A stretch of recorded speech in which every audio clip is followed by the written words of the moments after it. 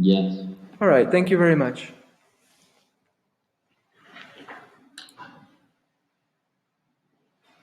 So today is the fourth installment of our lecture series, Early Christian Era up to the Medieval Era.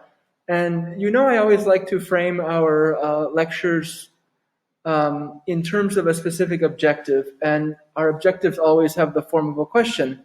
And so the question today is, how has the church changed in its 800 years? And sort of who are the major players that we can say were contributing to this change or were part of this transformation? Obviously, there are many people, but I'd like to just share one in particular today who absolutely deserves mention. I've also chosen the photograph here to be sort of the first thing that we see, and I hope you bear it in mind as we begin this lecture. I'll try to relay everything back when we're done towards this question to answer our question, but bear with me as I sort of give you this story. This crown, you can see, is actually being worn here by the man in the painting, by the 17th century painting by Dürer, okay? And it depicts none other than Charlemagne, all right? Charlemagne is difficult to describe. There are lots of biographies of his life. Suffice it to say, he was a guy's guy, okay? And I don't really know how to say it, but he's a hunter, he's a warrior, he's a prince. He was seen as very virtuous, as heroic and courageous. I'm not saying he would be seen that way exactly the same in today's light, but at the time, Charlemagne was very, people wanted to be like him, and he was very special, all right? He was very special. In the late 700s, he defeats a group of invaders called the Lombards. The Pope is so thankful to him for this. He, in the year of 800, decides to create him a new title. He is the emperor. But there hadn't even been an empire. And so the Pope, with crowning Charlemagne emperor, creates a new empire called the Holy Roman Empire. This happens again in the year 800, on Christmas Day, actually, in Rome, by Saint Pope Leo III, or Pope Saint Leo III. There were several important consequences that follow from the reign of Charlemagne. The first was the alienation of Byzantium, and that happened for many reasons, but the main reason was just that as Christendom, or as the West began to become more unified, and as the spread of Islam became more successful in the East, the Eastern churches, the Greek-speaking churches, became significantly more alienated, and they disagreed with the West on some important issues that we'll talk about next week. But one of the things that we see during the 9th century is the alienation of the eastern part of the church, of Byzantium. Number 2, historians speak of the time that Charlemagne reigned and its aftermath as the Carolingian Renaissance. Renaissance is always a revival of something, and the Carolingian Renaissance was a revival of Roman culture. I'll speak more about that. But for number 1, Charlemagne is known for many things, but for all of those things, perhaps he's most well known for is the reformation of the clergy. Charlemagne believed that the clergy had become complacent and lazy, and he sought, for lack of a better phrase, to get them back into shape. Secondly, Charlemagne observed that in the area that is the Holy Roman Empire, the language of Latin was no longer preserved in its academic sense. What I mean is, there had been so many years since people were speaking it every day, new languages emerged, like French and Italian and Spanish, and people no longer spoke Latin. You have to remember the Roman Empire that we were talking about several lectures ago no longer exists. It's been gone for several hundred years. And so Charlemagne, sensing this gap in an effort to try to unify the empire and Europe in a new way, okay, re-insists that Latin be the official language. One second.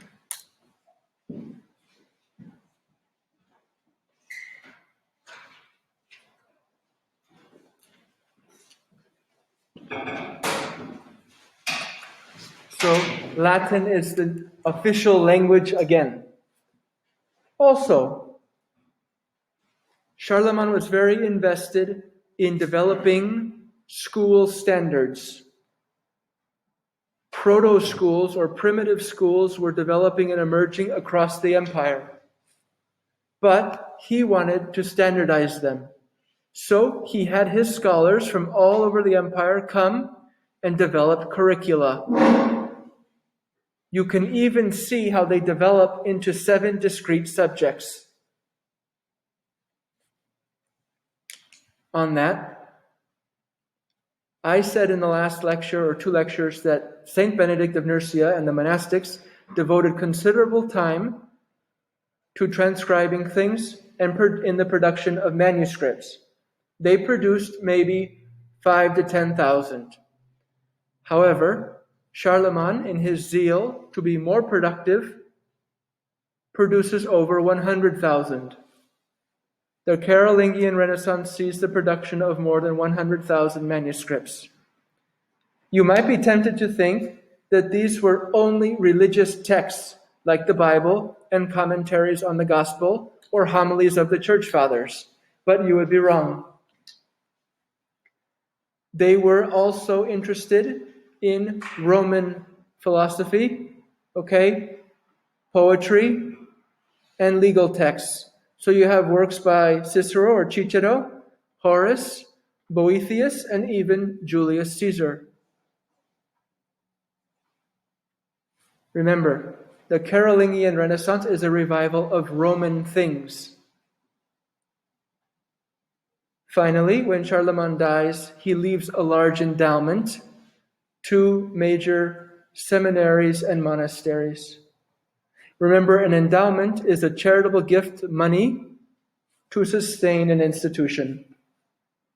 So Charlemagne leaves a very great legacy to the Holy Roman Empire.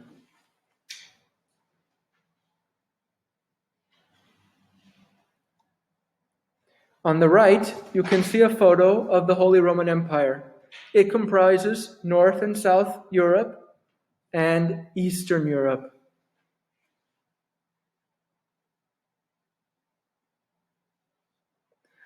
On the photo on the left,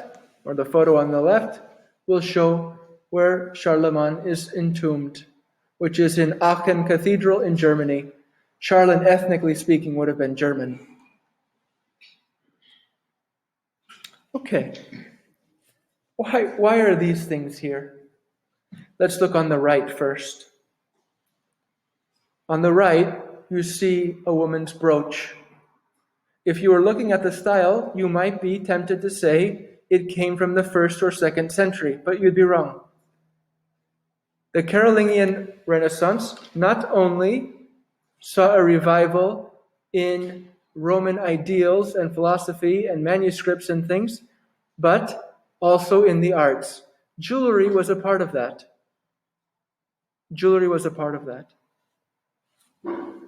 On the left, you see a very interesting picture as well. It looks bejeweled, which it is. It's ivory, possibly covered in gold. What could it be? It's the covering of a book. And noting its central figure as Christ, it's probably a religious book at that. Looking at the left picture here, you can see part of the Renaissance also included a revival in Roman architecture. So you can see the porticos, the arches, frescoes, the arcade here of the columns, and even the geometric dome that is the church. So with Charlemagne, you see a revival in learning, in art, architecture, and of course we can't see it, but music would also be a part of this. On the very most right, you can see an example of the manuscript. Remember, this is pre-printing press. These were all done by hand. And in the middle, you have a statue of Charlemagne. In popular opinion today, he is still very important. This statue, of course, stands in Paris. All right, this is the last image of the lecture today, but is perhaps the most important in summarizing the whole lecture. This is a later portrait or a later painting, 19th century by Kaulbach, and it shows the coronation of Pope Leo III of Charlemagne on Christmas Day in 800 in Old St. Peter's in Rome. This picture is so important because it shows the transformation of the early church into the pre-medieval church. Remember, Christianity, when we first started talking about it, was an illegal sub-religion, an offshoot of Judaism. People were being killed because they practiced it. You weren't allowed to go outside. You weren't allowed to practice your faith in public or make a bank account for your church or anything like that. Then, 300 years later, with the Edict of Milan, Constantine legalizes it. 300 years later, St. Augustine says, be careful now, the church is doing really well these days, but you don't want the state to become too intertwined with it, lest it become corrupted.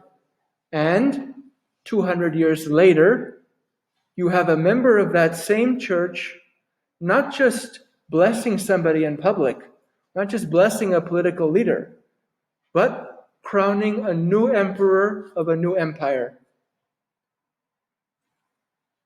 It would have been very much an idealistic world for Christians to think that they could have something called a Bible, let alone a Bible covered in gold and jewels. Even more so, for an emperor to wear a bejeweled crown with a cross on it. I'm not saying that the church's transformation from its earliest days to this period is a good one, nor a bad one. It just historically is significant. The shape of the church has changed. So to answer our initial question, how has the church changed in 800 years? Well, it is now the most important agent in creating Christian culture. It's the most important agent in creating culture. And at the back of it, you've got Charlemagne supporting it all. Again, I'm not here to make a claim that that's a really positive thing or a really negative thing, but it is historically relevant and significant.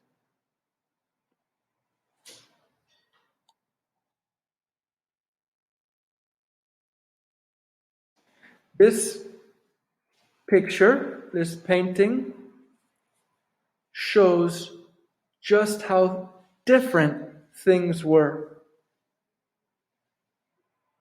Again, just to reiterate, the church has come so far from being illegal and underground, you can't practice it in public, you're being persecuted by the Roman state, to now, the leader of that church is appointing a new emperor for a new empire. Christian culture has firmly crystallized, and it's the most significant force in Europe at this time.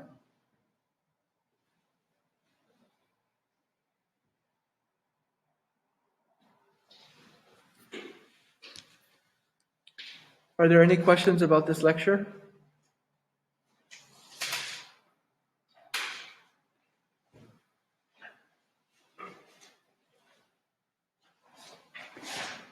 Emily.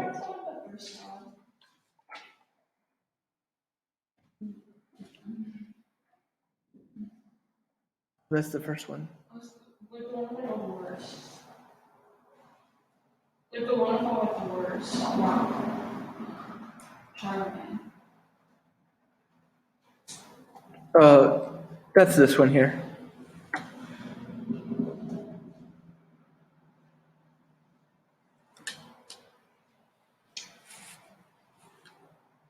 Are there any questions?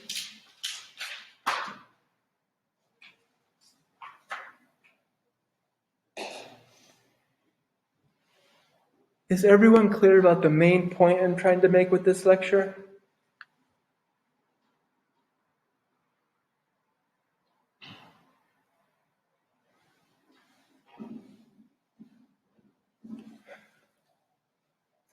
Okay.